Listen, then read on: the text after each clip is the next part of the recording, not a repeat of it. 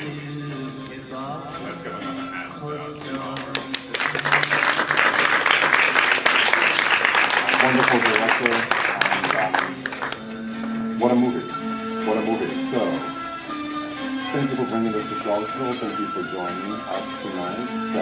There were many themes in the movie that I think touched us, kind of transported us. And I want to ask you about a few of them. I saw kind of the intersecting themes with the kite of oppression, repression, a quest for liberation, the kind of immutable, insatiable desire for freedom. How did that story come to be? Wrote this story a long time ago, before The Kite Runner, actually. And I was in creative writing. I wrote the short story. And, they told us, and I was undergrad in creative writing, and they said to find interesting newspaper clippings and then for story ideas. And I found this story about how kite flying had been banned in Afghanistan during the Taliban times.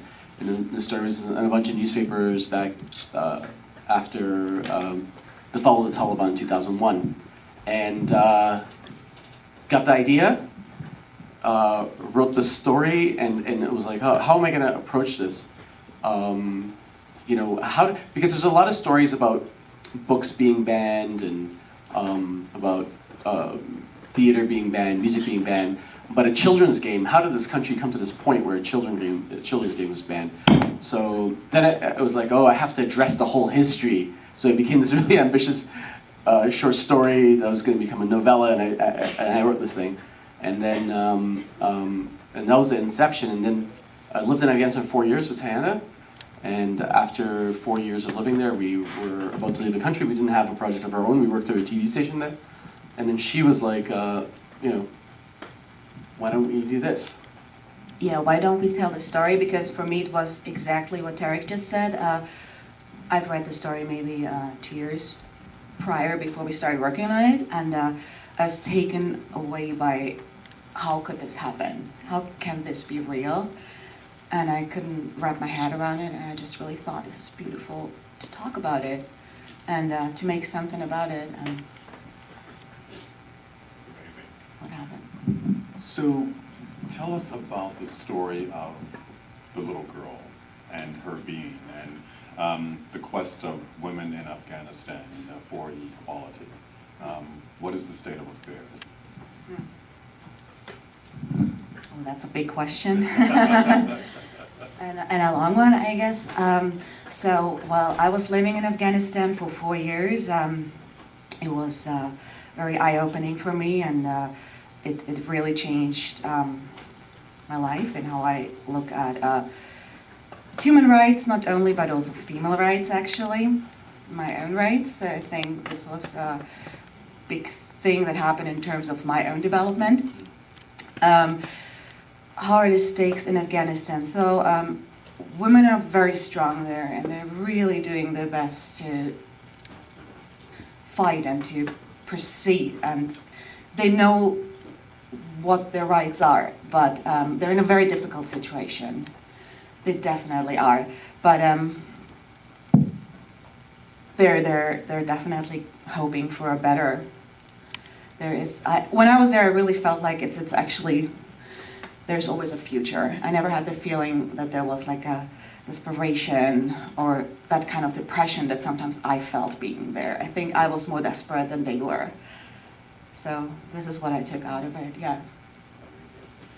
So we're going to open up the floor, the questions to the audience, and so if you have a question, please raise your hand. Yes? Hi. It was really beautiful. I really enjoyed it. You guys talking about having been there, lived there for 4 years and working at the television station, I was kind of curious if you could talk about maybe the locations that you filmed in, and did you have any relationships with the specific locations that you were at, or, did you just come upon specifically that? Well, we had a lot of experience, so a little background to the film. So the short story, she basically was like, we're going to make this. So we wrote this thing in Istanbul because we had this vacation in Istanbul.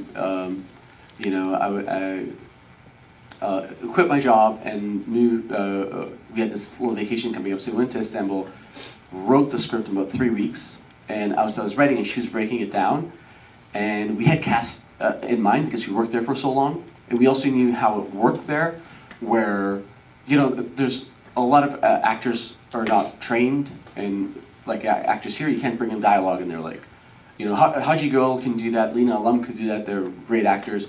There's a lot of other actors who just don't have the training, or people just can't read and write as well. So this is a thing that you come up to, you hit this wall constantly. So we improvised a lot of the dialogue. We had no idea of what some of those scenes are going to be. So about 80% of that stuff was just made up on the spot, and then we kind of formulated after. But working with non-actors, especially Afghans, is beautiful because they're so raw and so in the moment. And it's an amazing process. And the locations, I mean, we had to shoot on incognito because at that time, Ashraf Ghani had just come into power. And so what had happened was the security situation just got worse, like really bad. We used to have 1 or 2 bombings a year, 1 or 2 attacks, and you know, some close calls here or there. But then the Taliban, while we're shooting this film, decided to do 1 attack every day because that Ashraf Ghani decided to sign a contract with Americans to stay until 2025. So it was like attack almost every day around the country. So it became, we were so, like being crazy filmmakers, we became so focused on just the film that we lost track of these attacks. Like we were up in the mountains one day and there's a bomb blew up in the city. And we're like, oh, what was that? And we went back to making the film. There was an attack, we were invited to the French Cultural Center and there was a play on suicide bombing. And so we were invited, but we're so busy with production we couldn't go. Lena went, and she's the wife who dies in the film. And then some kid blew himself up, and everyone thought it was a part of the show. Anyways, there's a documentary about that right now. It was out in the festival circuit. So, and then she came the next day, and she was completely distraught. And we were like, okay, we'll just cut your scenes. And she had 2 or 3 days of full shooting, and we were 4 days away from wrapping it up. And so we told her, like, we'll cut her scenes, we'll do whatever you want. And she was like, no, we're not going to let them stop us. And she shot that whole day, and we had a late start, so we went late in the evening, and then she shot her death scene the next day, which was really interesting. But the location, so we shot, to get back to your question, got a little off track a little bit, we shot incognito, and we shot a turquoise mountain, which is, they restore old buildings, so we got to shoot in the center of Kabul. But you know, there's a lot of stuff that happens indoors, there's sometimes that happens outdoors. We really had to be careful about where we shot. We would hail a taxi cab. There's a crew of 3 people basically. We couldn't get a camera operator at that time because it was really dangerous, and so I had to do camera and lights and everything else. She did everything else basically, and Samir, there's a 3rd person who was the young handsome Taliban actually as well, and his sister was the Seema. Yeah. So there's 3 of us basically that did, and she did makeup and production design and producing and assistant directing. So it was like a really small crew. We would pack everything in the back of a taxi cab, and then we'd just hail one because you want to be. One thing is when you live in a war zone, you have to improvise and not make any plans ahead of time, because if you are, then they'll find out. So we just hail a taxi cab, put our stuff in the back of the car, we go to location and shoot, and just under the radar, and just walk in the streets with like a long lens, and I'd walk across the street, I'd shoot something, and then we get out, that kind of thing. Yeah, but it was really tough back then. Yeah. It was tough because I remember we really wished to get more outdoor scenes, and I think already those that we got were like sometimes a close call. So we really had to limit it. Yeah. Really, yeah. Any other questions? Yes. First of all, I just want to say that it was so moving. We hear a lot about the kites in Afghanistan, but that just really brought such a degree of intensity to it. And I'm even more struck by the beauty and the poetry of it, hearing what you were experiencing during this time.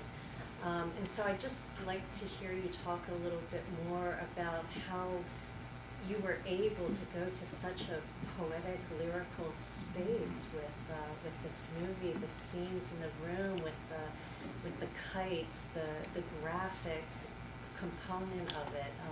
If you could just talk a little bit more about where that comes from. Filmmaking is it's a miracle that any film comes together. But with this film, we shot it in 14 days, and it was really hard being the camera operator as well as being the director.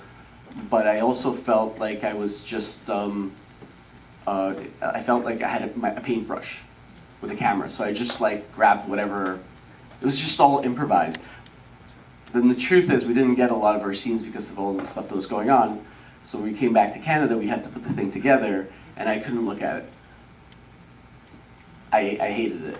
And so she did the first cut because she still had faith. No, I know what we got. So I was kind of like, it's something.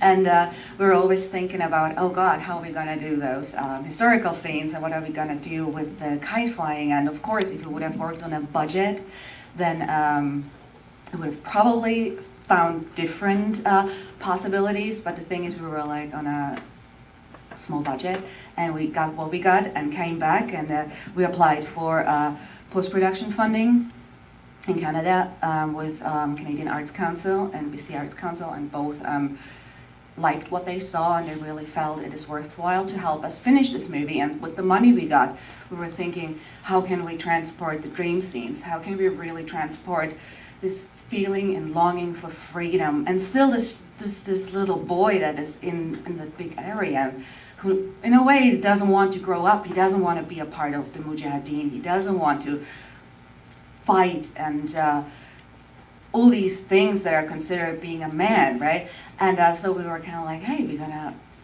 use animation, how would be that? So we found this beautiful animator, his name is Kunal Sen. He's Indian, he lives in 6 years a month is it Mumbai, I think? Yeah. Or, yeah, and the other 6 months he actually works in Vancouver, and we became friends, and so he helped us realize these ideas we had around it, and the rest was really was like, oh my God, we have to use this documentary material, because that was something when I saw first time the documentary material about the 50s in Afghanistan, my jaw dropped. I couldn't believe it. I saw all these women going to university and studying and wearing miniskirts and going to jazz clubs. Actually, I spoke a lot with Tarique's mother and father, who told me about the time. They were saying like, well, we were just going out like everywhere else young people did, and we went to the cinema and to concerts, and we had fun, and we were educated, and you know, all this life that nobody knows about nowadays. Or I don't know, I didn't know when I thought about Afghanistan. And so we were like, oh, we have to actually use this material. And then there was like this fear, is it all kind of gonna work out? Because you never know, right? It's like, it could not fit together, but it seemed to actually all come together like a little puzzle at the end. Well, yeah, I mean, it just came together a week, because we got into TIFF, and we didn't even think we would make it that far, because it took us 3 years to edit. Usually feature films don't take that long, but it was kind of piecing it together like a puzzle, you said. And then when we got into TIFF, the music came together a week before our premiere at TIFF. And thankfully the programmers at TIFF saw, like, you know, they said it was a diamond in the rough. They saw this kind of this thing in the film, I guess. And we just like when the music came together, it all came together, because you know traditionally you don't mix those three different things, like animation and documentary and narrative film. and most of the narrative is from his point of view, so you're not even sure if he's telling the truth or not. But it's, you know, he's telling you the story, right? So it's an interesting animal, but I think it's like lesson 101 in filmmaking, where you have a script, it tells one story, and on set you're free to improvise and do crazy stuff, and then you go into post-production and forget everything, and now you're telling a third story. But just one thing, I also have to say we had wonderful actors with us. Like, really, Beautiful, yeah. everybody was so engaged, and they were really helping because, as we said before, we all were wearing like a lot of heads. So Doing like sound, one person yeah. was holding a boom, Yeah. like all that. exactly. Doing everything and then being so, you know, actors can get distracted so easily, but they're so concentrated, these actors, and they brought so much life And so natural. to the story. Just, Yeah. it was really beautiful working with them, yeah. I have to know about the daughter. Do we know what became of her, what befell her?